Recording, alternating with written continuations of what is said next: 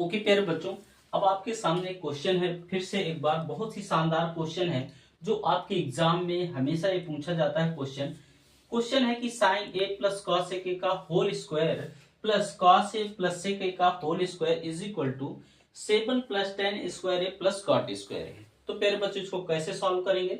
तो फिर एक बार उसी अंदाज में कि आपको एलएचएस लेकर चलना है। प्यारे बच्चों एलएचएस लेकर चलना है।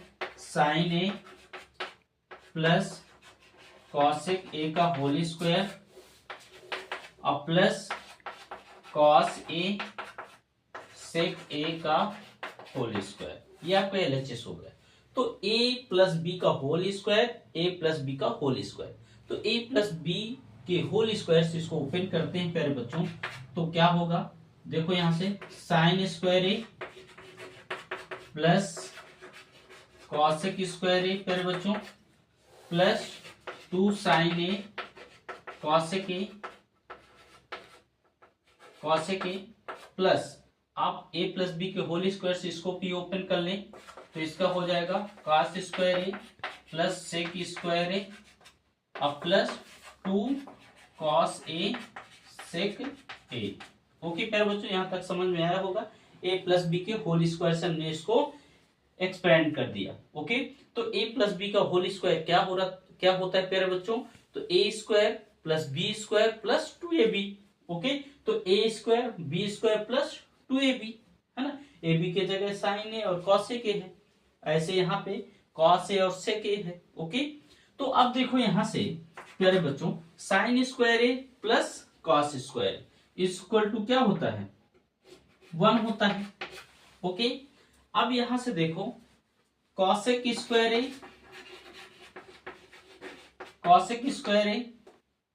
प्लस सेक स्क्वायर ए, ये बचा प्यारे बच्चों।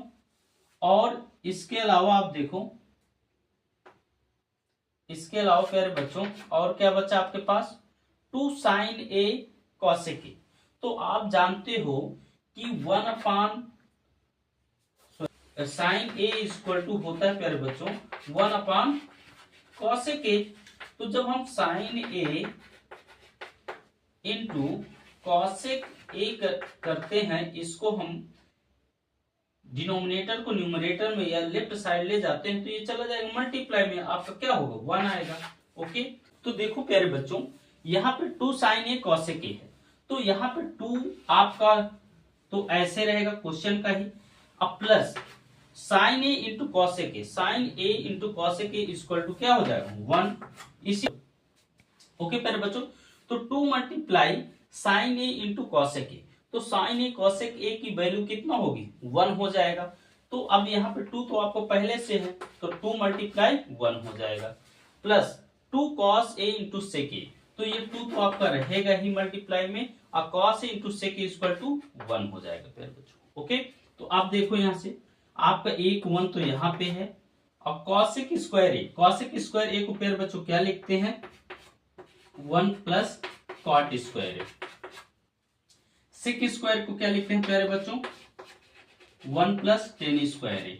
ओके, और आपका 2 1 जा 2 और 2 1 जा 2 हो जाएगा। ओके, तो 2 2 4 हो गया, 1 5 हो गया, 1 6 हो गया, 1 7 हो गया। तो 7 और आपके जो क्वेश्चन में पूछा हुआ है 7 10 स्क्वायर ए, तो 10 स्क्वायर ए मिल जाएगा प्लस कॉट स्क्वायर ए हो जाएगा।